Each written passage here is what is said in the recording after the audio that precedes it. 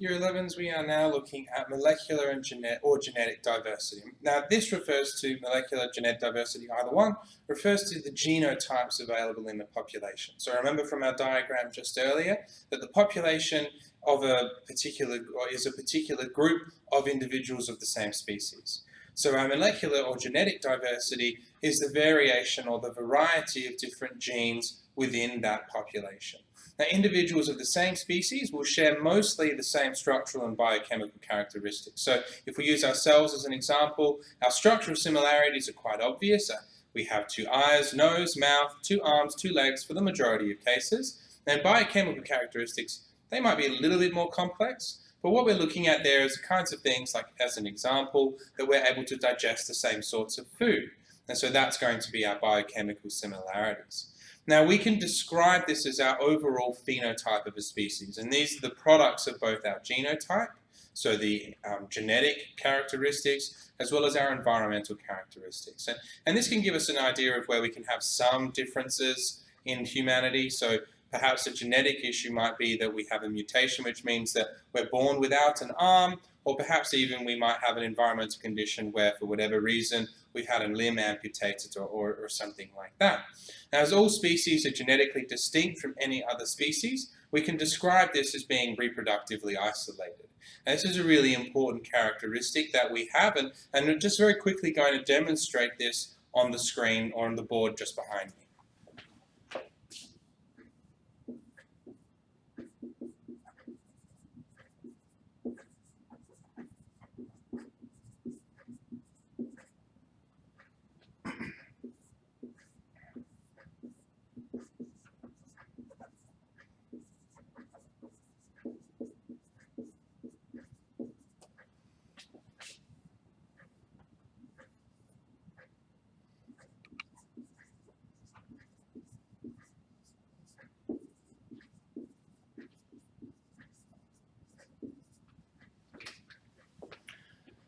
So what I have just on the board now is that we've got three different populations. So we have three different species groups, and there's the humans, the dogs, and then the lemon tree.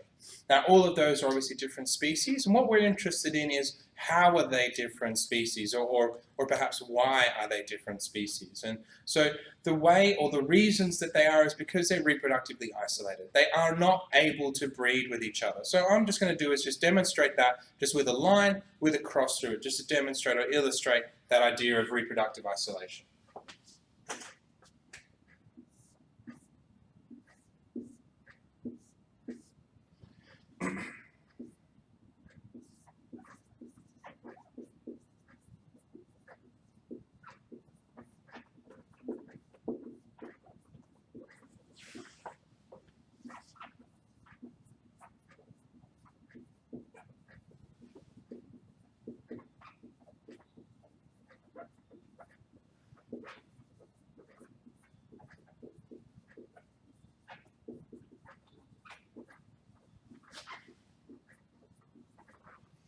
So we say that these populations remain isolated. We're going to spend a little bit more time of that later on in a few slides, this idea of reproductive isolation. So now what we need to look at is the importance of molecular diversity, or why it's so critical. Why is it such an important feature? So the importance of molecular diversity, well, molecular diversity in a population, it offers a buffer for the population. So if there's a change in conditions, so for example, in our human population, if we have a change in our environment, which means that it becomes especially dark, then we are going to need to have some kind of genetic diversity so that we are able to respond to that safely and appropriately as a species. And this buffer is decreasing the selective pressure of any environmental change. So there is less of an impact on our population. Remembering that definitions that you've got, selective pressure is an event or is a situation where a particular condition, a particular factor, is pushing pressure down on the population, reducing the population. And a population's ability to resist that selective pressure, that downward pressure, is going to make it more robust, more likely to survive, less likely to become extinct. The relationship between genetic diversity and survival is our basic foundation for natural selection. The more variety you've got, the more diversity you've got in your genes, the more likely it is that you are going to possess an advantageous trait and therefore survive. Now, when we have a significant drop in population, so a loss of individuals, and this could be through death or through migration, we call this genetic drift. Now, genetic drift results in a loss of diversity if it occurs for more than one generation. Now, this could be because, or typically, this reduction in diversity waits for a generation or is resisted for a generation because we might have some recessive traits. So there'll be organisms that will present a specific phenotype, and then they will be heterozygous for that trait. They can still pass on the recessive gene, but it's going to be, but if that continues, this genetic drift continues, then it's eventually going to result in a complete loss of that diversity. Now, when there is a massive reduction in the gene pool, so a huge loss of population, we call this bottlenecking. Now, bottlenecking is called that because it makes it quite difficult for new genes to re-enter or to enter the population.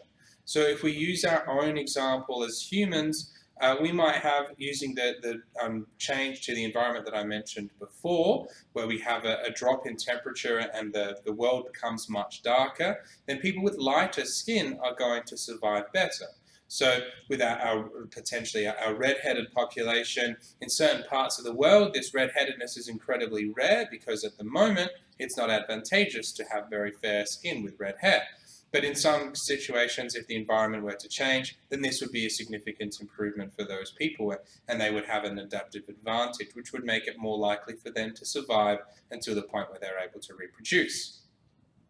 So this is the critical thing with molecular diversity. It increases the population's resilience to change and therefore resists or reduces the likelihood for extinction.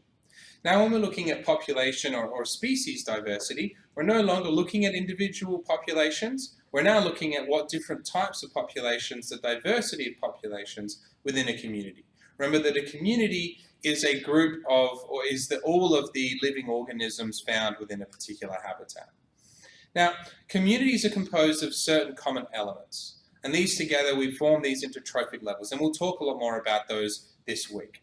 So there are producers and consumers and decomposers, where our producers are the organisms that are able to take inorganic compounds from the environment and convert those into organic compounds. And specifically, our most important one we're looking at here is energy in the form of glucose. And that glucose is passed on from producers to consumers, who take that energy into their bodies. We are consumers ourselves and use it for their own purposes. And then lastly, we have our decomposers. And decomposers are those that they take the dead, decaying matter from previously living organisms and convert that back into inorganic compounds. Now, ecologists will also classify communities based on the dominant flora present. So, for example, if an ecosystem is dominated by trees, we're going to call that ecosystem a forest. If it's dominated by shrubs, it's going to be called scrubland or shrubland, and grasses will be grassland. Now, sometimes we can refine this even further. So as an example, we might have a eucalypt forest, and that means that is dominated by eucalypt trees. Or we might have a rose bushes in a garden, and this would be a rose scrubland or shrubland. Now, often we can change these based on what we see the specifics. Now, when a population is found within the same community, that means that these populations will share the same resources. So communities will share their own limited resources. They might be biotic, so they might be living resources like food sources, or they might be abiotic, non-living resources like habitat or water. Therefore, because of these shared resources, they will almost inevitably interact in some way. And we classify, once again, these interactions, and they're going to be classified as either competitive, predatory, or symbiotic. And over the next few slides, we're going to spend a bit of time talking through those. So that brings us to the end of this particular video. Again, I'd ask you to send some emails, communicate in class if you've got any questions. Make sure you're working through those post-video activities as well.